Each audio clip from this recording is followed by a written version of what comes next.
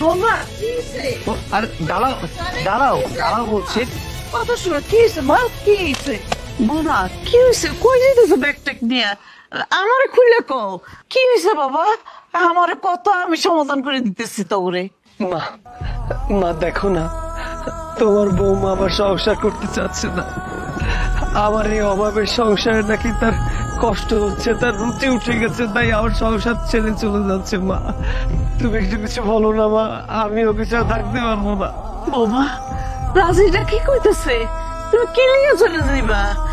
একটু সংসার শান্তি হইতেই পারে, সবকিছু ঠিক হয়ে যাবে মা, তুমি যাও না।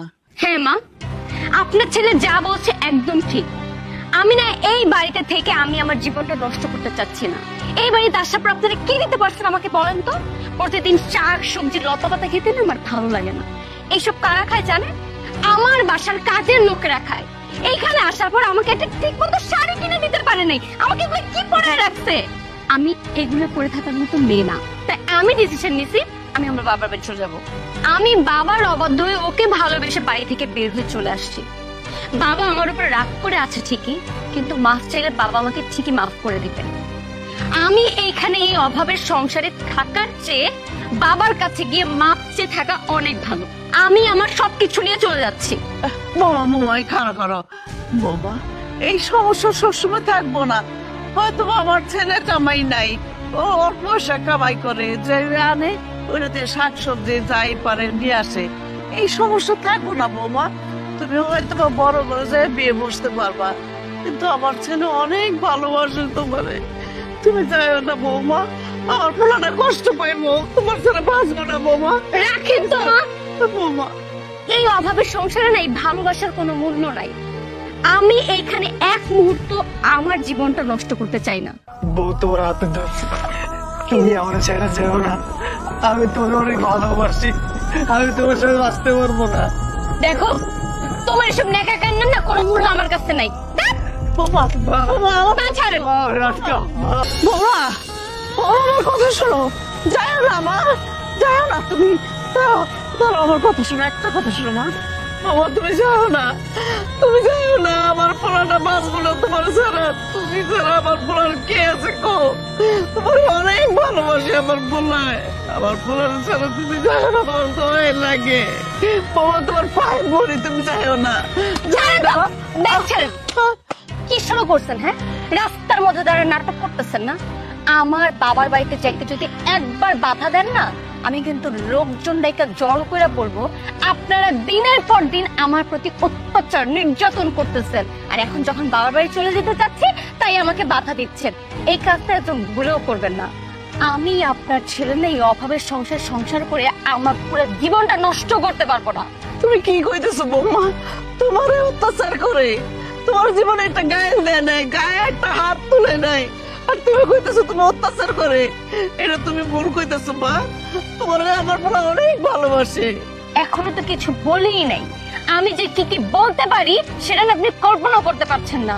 শুনেন, আপনার ছেলেকে যখন বলেছে আমি ডিভোর্স দিব, তখন আমি ডিভোর্স দিব, বুঝতে পারছেন? বৌমা বৌমা তোমার হাতে ধরি, তোমার পায়ে ধরি মা, তুমি আমার পোলাটার ছেড়ে যাও না, আমার পোলাটা ছাড়া তোমার বাঁচতে পারবো না, তোমার ছাড়া থাকতে পারবো না মা। মা গো যাও না মা। রাখেন তো, ও বাঁচলো নাকি মরলো সেটা না আমার দেখার বিষয় না। আমি বাবার বাড়ি যাচ্ছি মানে যাচ্ছি। যাও না মা, মা মা মা ও মা, ও মা আল্লাহ রে। আরে কি করতেছ তুই? এই পাগল বলা, ছাড় ছাড় ছাড়, এটা ছাড় তুই, ছাড়। এই পাগল তুই কি করতেছ? একটা মায়ের লেগে তোর জীবনটা শেষ করে দিবি তুই? মা মা তুমি এখান থেকে চলে যাও, আমাকে মরতে দাও। আমি এই জীবন আর রাখতে চাই না। আমার ভালোবাসার মানুষটা টাকার জন্য আমাকে ছেড়ে চলে গেছে। মা ওর কাছে টাকাই সব, ভালোবাসার কোনো মূল্য নাই। তাহলে জীবন রেখে আমি কি করবো বলো? কি কইতেছ বাজার তুই? আমি তোরে কোলে পিঠে করে মানুষ করলাম, ভালোবাসা তোরে বড় করলাম, আমার খুব ভালোবাসার তোর কোনো মূল্য নাই। আরে 2 দিনের মাইয়া তোরে ভালোবাসছে, তুইও ভালোবাসছো, তাই এটার মূল্য আছে, আর মায়ের মূল্য নাই। মা গো, আমি ছেড়ে ভেবে থাকতে পারছি না। তোমার বৌমা কি বলেছে তুমি শোনো নি? ও বলেছে আমাকে ডিভোর্স দিয়ে এই গরিবের সংসারে আমার আনবে না, ও এই গরিবের সংসার করবে না। মা তাহলে এই গরিবের জীবন রেখে কি করবো বলো? কি করবি মানে? তুই দেখাই দিবি। তুই যদি আজকে বইনা যাস, ওই মাইয়া কিন্তু ঠিকই আরেক জায়গায় যায় বিয়ে বইব, ও একটা স্বামী পাইব, কিন্তু আমি কি পাবো? আমার পোলা না আনাই বললাম। বাবা তুই এই কাম করিস না, তুই দেখাই দে ওরে এমন কিছু করবি যেন সারা জীবন ও মাইয়া আফসোস করে হয়ে যাই। আরেকটা কথা বলি বাবা, জীবনে যতদিন বাঁচবি লোভ অহংকার করবি না। লোভ অহংকার যদি ছাড়তে পারোস জীবনে অনেক বড় হইতে পারবি। হ্যাঁ মা, আমি তোমার কথা মেনে চলার চেষ্টা করব। আমি নিজেকে এমন পজিশনে নিয়ে যাব, কিছু মানুষকে যোগ্য জবাব তো দিতে হবে। ওই মেয়েকে আমার পায়ের কাছে এনে ছাড়বো মা। আমিও দেখিয়ে দেব এই গরিবের সন্তান, এই গরিব মানুষটাও কোটিপতি হতে পারে মা। এই গরিবের জীবনটা বদলাতে পারে মা। তখন যোগ্য জবাব কি দিব জানো? টাকায় প্রকৃত সুখ না। টাকা থাকলে ভালোবাসা পাওয়া যায় না মা। মানুষ কেন বোঝে না? যদি টাকা দিয়ে ভালোবাসা কেনা যেত তাহলে ভালোবাসা বাজারে বিক্রি হতো। আমি বাজার থেকে ভালোবাসা কিনে নিয়ে আসতাম মা। আমি তোমার বৌমাকে অনেক ভালোবাসতাম মা। ও আমার ভালোবাসা বুঝলো না। একদিন উচিত জবাব আমি ওকে দিব মা, উচিত জবাব দিব। আমার বিশ্বাস বাবা তুই পারবি। এই মায়ের দোয়া তোর সাথে আছে। কেউ থাকুক আর না থাকুক, আমি সবসময় তোর লগে থাকুক বাবা। আমি তোর লগে সবসময় থাকুক, তুই চিন্তা করিস না। চল, তুই অনেক বড় হবি, অনেক বড় হবি, কেউ লাগবো না। চল, আমি আছি তোর লগে, চল। হ্যালো, মাল খালাস হয়নি এখনো? আচ্ছা ঠিক আছে, আমি এমপি সাহেবের সাথে কথা বলছি। আচ্ছা, না না সমস্যা নেই। ওইদিকে 1.5 কোটি টাকা দিয়েছি। হ্যাঁ ওকে। হ্যাঁ তুমি ম্যানেজারের সাথে কথা বলে দাও। বারবার আমাকে ফোন দেওয়ার দরকার নেই। আচ্ছা ঠিক আছে, রাখো। এই ভাবি, এই দাঁড়া দাঁড়া ভাবি, একটু পরে কথা বলছি। এদিকে, এখানে বস বস। কি মা, কি হলো? বাবারে, অনেক বছর তো হয়ে গেল। ওই মেয়েটার জন্য আপনি কত কষ্ট করবি। এবার তো তোর একটা জীবন সঙ্গী দরকার আছে, বল। দেখ বাবা, ওই মেয়ে দেখ গিয়ে ওর স্বামী নিয়ে ও ঠিকই সুখে আছে। তুই কেন কষ্ট করবি? আর আমারও তো দেখ, আমার তো বয়স হয়েছে, আমার একটা মানুষের প্রয়োজন হয় না? তুই বিয়েটা করে ফেল বাবা। বাবা রে, আমার একা আর ভালো লাগে না। আমি এখন বৌমা চাই, আমার নায়নাতপুর চাই, আমার ঘরটা পুরো ভরা ভরা থাকবে। আমি আর একা থাকতে চাই না রে বাবা, আমার খুব কষ্ট হয়। আমি আর কয়দিন বাঁচবো বল? আমি মরার আগে নায়নাতপুর দেখতে চাই। আমার একা আর ভালো লাগে না রে বাবা।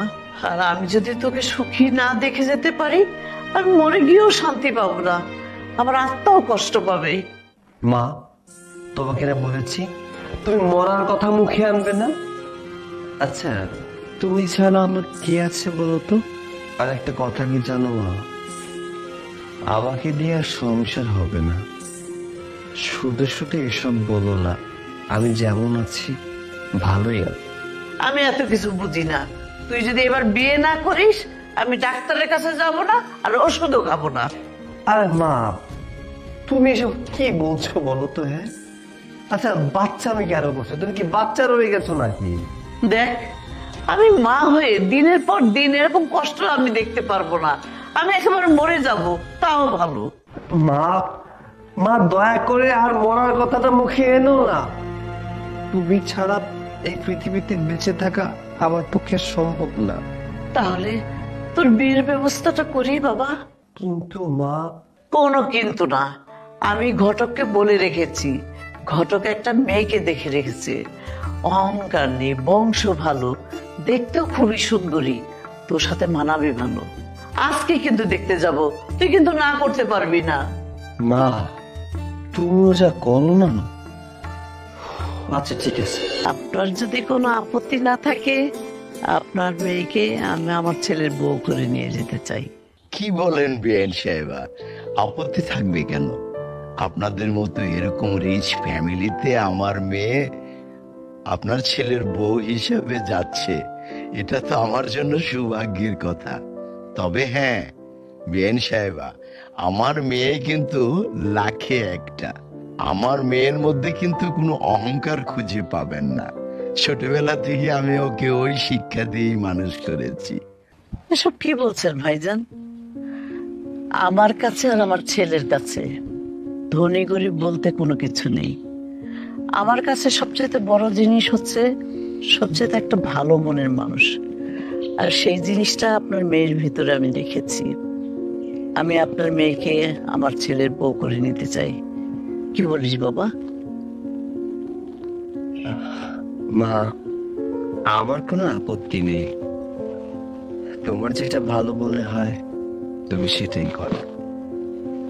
আমার যেটা আপত্তি ছিল সেটা হচ্ছে আমি কোনো বড়লোকের মেয়ে বিয়ে করব না, একটা গরিবের মেয়ে বিয়ে করব, যে আমাকে সম্মান করবে, শ্রদ্ধা করবে, তোমাকে সম্মান করবে, সংসারটাকে গুছিয়ে রাখবে। আর ওনার মাঝে আমি এটা পেয়েছি, তাই ওনাকে বিয়ে করতে আমার কোনো অসুবিধা নেই। শুনলেন তো বিয়ে সাহেব আমার ছেলের মুখের কথা? এবার তো কোনো আপত্তি নেই। আলহামদুলিল্লাহ বিআইন সাহেবা, মিষ্টি মুখ করে। নে বাবা। তুমি এখানে কি করছো? তুমি তুমি এখানে কি করছো? চলে যাও, চলে যাও বলছি, চলে যাও, চলে যাও বলছি। তুমি এখান থেকে চলে যাও, চলে যাও, চলে যাও। কি হয়েছে আপনার? চলে যাও। কি হয়েছে? এভাবে চিল্লাচ্ছেন কেন?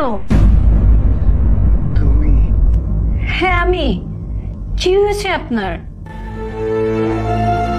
আসলে অতীত বড়ই ভয়ঙ্কর, চাইলেই অতীতটা বলা যায় না। বুঝতে পারছি আপনি আপনার অতীতকে মনে মনে ভয় পাচ্ছেন, কিন্তু আপনি চিন্তা করবেন না। আমি আমার ভালোবাসা দিয়ে যতটা পারি আপনার অতীতকে ভুলিয়ে দিব। আমি আপনার অতীতকে ভুলিয়ে দিয়ে আমাদের বর্তমানকে সুন্দর করে তুলব। আপনার উত্তরপাড়া জমির কি অবস্থা? ওখানে তো প্রতি বছর ধান ভালোই হয়, এবার ফলন কেমন? আর বাবা বলো না, ওই ধান ক্ষেত নিয়েই তো যত সমস্যা। ধান ক্ষেত নিয়ে সমস্যা? ধান ক্ষেত নিয়ে আবার কিসের সমস্যা? আর বলো না, আমার ধান খেতে ওই যে রাসেল ভাইপার সাপ ঢুকে গেছে, অলরেডি একজনকে দংশনও করেছে। আমি বারবার বলেছি যে ওই লোকটাকে তোমরা হসপিটালে নিয়ে যাও, কিন্তু তারা বলছে না, ওজার কাছে নিয়ে যাবে। আসলে গ্রামের মানুষ তো, তারা এই বিষয়টা খুব ভালো জানে না, ওদেরকে বোঝাতে হবে এই ওঝায় কাজ হয় না, ওঝার কোনো কেরামতি নেই। যদি কোনো ব্যক্তিকে সাপে কামড়ায় যত দ্রুত সম্ভব পাশের কোনো হসপিটালে নিয়ে যেতে হবে, আর অ্যান্টিভেনাম দিতে হবে। এই ওঝার কাছে নিয়ে গেলে কোনো লাভ হবে না। ঠিক এই কথাটাই বাবা আমি ওদেরকে বোঝাতে পারছি না। হয়েছে হয়েছে, আর বোঝাতে হবে না। জামাই শ্বশুর অনেক গল্প করেছেন, এবার সবাই চলে টিফিন আসতে দিয়েছি। আগে একটা কাজ করো, যাও বাজারে ব্যাগ নিয়ে আসো। কতদিন পর আব্বা বাড়িতে এলো, হ্যাঁ? তার জন্য সুন্দর সুন্দর বাজার করে নিয়ে আসি, মাছ নিয়ে আসি, মাংস নিয়ে আসি। তুমি রান্না করবে, জমিয়ে আড্ডা দিব আর খাবো। যা। না বাবা না, আমি খেতে আসিনি, আমি এসেছি তোমাদেরকে দেখতে।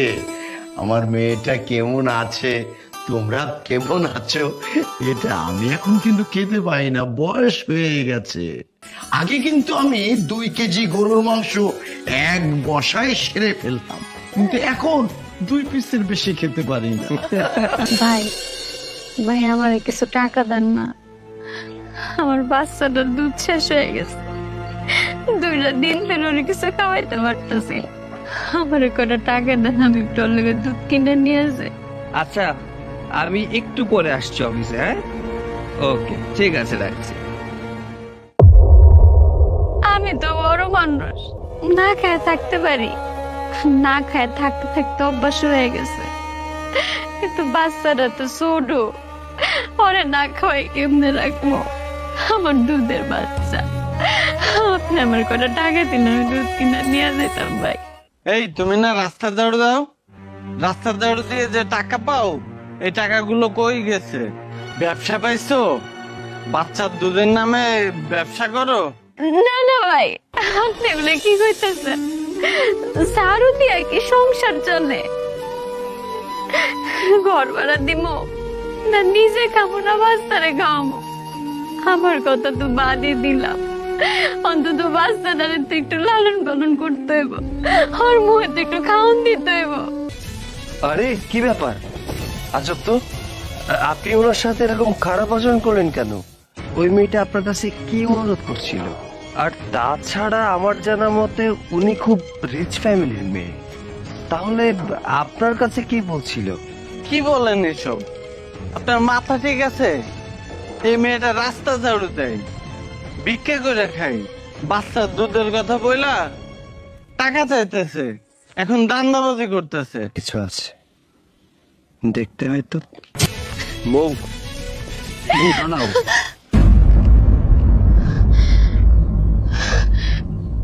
আপনি ভাবছেন আপনি তো ভদ্র পরিবারের সন্তান, রাস্তাঘাটে মায়া বা হাত ধরা দেখলে মানুষ কি ভাববো? মানুষ কি ভাববে সেটা বলার আগে তুমি আমাকে বলো, তোমার এই অবস্থা কেন? তুমি মানুষের দুয়ারে গিয়ে টাকা চাচ্ছ? আচ্ছা, তোমার বাবা তো কোটিপতি, আর তাছাড়া তোমার যার সাথে বিয়ে হয়েছিল সেও তো কোটিপতি। একজন কোটিপতির বউ তার সন্তানের দুধের টাকার জন্য মানুষের কাছে টাকা চাচ্ছে, ব্যাপারটা আমার কাছে কেমন যেন ঘোলাটে লাগছে। আর ওই লোকটার কাছে জিজ্ঞাসা করলাম, লোকটা বললো তুমি নাকি রাস্তায় ঝাড়ু দাও। তোমার অভাবের সংসারে যে লোভ দেখাইছিলাম না, সেই জন্য আল্লাহ আমার রাস্তায় নামায় নিয়ে আসছে, আল্লাহ আমার উপযুক্ত শাস্তি দিচ্ছে। ঠিক বুঝতে পারলাম না, কিসের শাস্তির কথা বলছো তুমি? তাহলে শোনো, আমি তোমার অভাবের সংসার ছেড়ে যেদিন চলে আসছিলাম, বাবা আমাকে কিছুদিন পর একটা ছেলের সাথে বিয়ে দিয়ে দেয়। যদি আমি ওই ছেলেটাকে চিনতাম, আমাদের সংসারটা খুব ভালোভাবেই চলছিল। বাবা ওই ছেলের নামে সব সম্পত্তি লিখে দেয়, আর তার কিছুদিন পর বাবা মারা যায়। আর বাবা মারা যাওয়ার পরে নেমে আসে আমার কপালে দুঃখ। আমি যখন 8 মাসের অন্তঃসত্ত্বা ছিলাম, তখন আমার হাজবেন্ড আমাকে। কি ব্যাপার, তুমি আজকেও নেশা করে আসছো? প্রতিদিন তো রাতের বেলা নেশা করে আসো, আজকে দিনের বেলা? ছি ছি ছি ছি ছি ছি, আমি মানুষকে মুখ দেখাবো কিভাবে? দেখাবি না, তুই মুখ দেখাবি কেন? আমার টাকায় নেশা করছে, আমি দিনে করি, রাইতে করি, যখন খুশি তখন করি। তুই বলার কি? তুই বলার কি? হ্যাঁ, সৈকত, সৈকত, তুমি মনে হয় ভুলে যাচ্ছ যে আমি প্রেগনেন্ট। হ্যাঁ, আমার বাচ্চা, তোর আগের ঘরের বাচ্চা। হ্যাঁ, তুই প্রেগনেন্ট হয়েছস, আমি স্বীকার করে দেব তোর বাচ্চারে। যা তুই যা, বাড়ি যা, যা। এই, তুমি আমাকে এই বাড়ি থেকে বের করে দেওয়ার কে? এই বাড়ি আমার বাবার।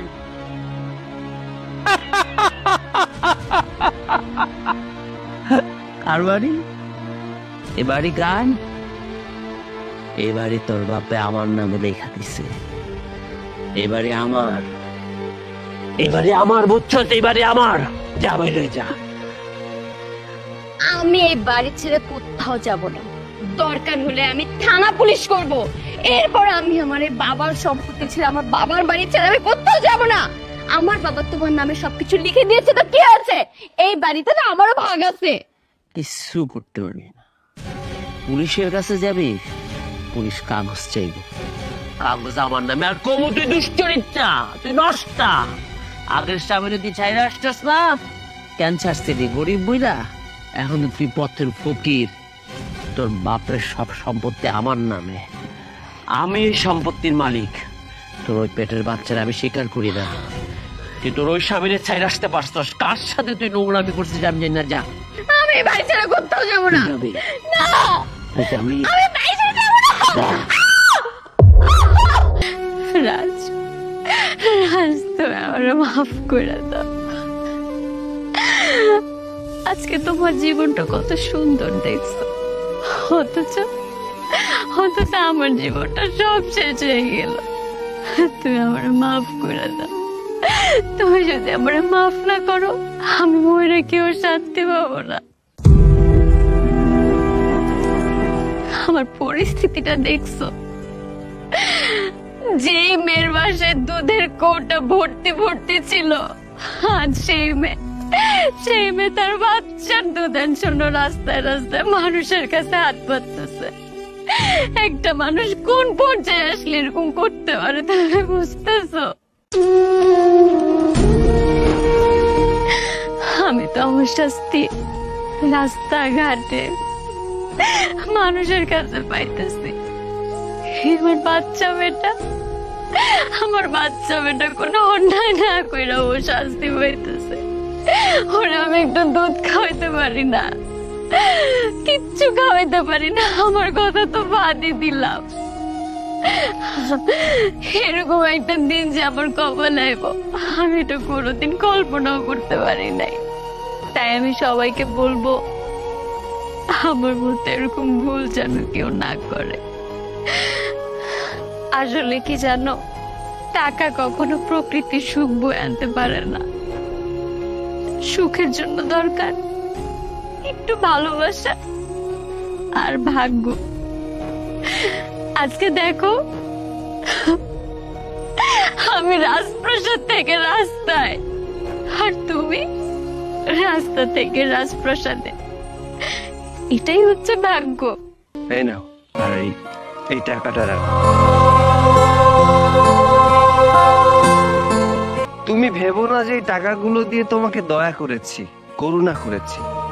এই টাকাগুলো দিলাম তোমার বাচ্চার জন্য। আর একটা কথা, তুমি যেমন লোভী, অহংকারী, মেয়েটাকে এমন বানিও না, তাহলে শেষ বয়সে তার এই অবস্থাটাই হবে। আসছি, ভালো থেকো। বাবা, তোকে এরকম দেখাচ্ছে কেন? তুই গেলি বাজার করতে, তুই খালি হাতে কেন? কি কিছু হয়েছে? না মা, তেমন কিছু না। আচ্ছা মা, তোমার মনে আছে তুমি আমাকে একটা কথা বলেছিলে, যারা মানুষকে ঠকায় সময়ের ব্যবধানে তারাও ঠকে যায়। কিন্তু কথাটা সত্যি হয়ে গেল কি করে বলো তো? বাবা রে, তোর কথা তো কিছুই বুঝলাম না। তোর কি হয়েছে খুলে বলতো। জানো মা, আজকে একটা মানুষের সাথে দেখা হয়েছিল, যে পরিস্থিতিতে সে ছিল, আসলে সেই পরিস্থিতি শুধু মনে পড়ছে। এর জন্য আর কি মনের মধ্যে এমন একটা ফিলিংস হচ্ছে না মা, নিজেকে বোঝাতে পারছে না। সবচেয়ে বড় কথা কি মা জানো, তাকে যে ওই অবস্থায় দেখবো আমি কখনো কল্পনাও করিনি। তুই কাকে দেখেছিস আর কার জন্যই বা এরকম করছিস? আমি বউকে দেখেছি মা। কি, ওই মেয়েকে? হ্যাঁ মা। ওকে দেখে তোর খারাপ লাগার কি আছে? ও ভালো থাকার জন্য তোকে ছেড়ে চলে গেছে, এখানে খারাপ লাগার কি আছে? দেখ, হয়তো ওর স্বামী সন্তান নিয়ে ও ঠিকই ভালো আছে। মাগো, ও যদি ভালো থাকতো তাহলে আমার একটু খারাপ লাগতো না, কিন্তু ও যে ভালো নেই মা। ভালো নেই মানে?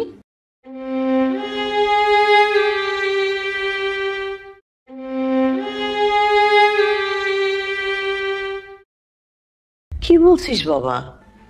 আমি তোকে বলেছিলাম না একদিন, লোভ জিনিসটা মানুষকে বেশি দিন ভালো থাকতে দেয় না, লোভ মানুষকে ধ্বংস করে দেয়। এই মেয়েটাকে আমি কত বোঝানোর চেষ্টা করেছি, ওকে হাতে ধরেছি, পায়ে পড়েছি, ও আমার কথা শুনেনি। এখন দেখ ওর অবস্থা কি হয়েছে। ও যদি আজকে আমাদের কথা শুনতো, ওর কপালে এরকম দুঃখ হতো না, ও আরো ভালো থাকতো, সুখে থাকতো। বাবা, তুই মন খারাপ করে থাকিস না, ভুলে যা। মা, চাইলেই কি অতীত ভোলা যায়? অতীত বড়ই ভয়ঙ্কর।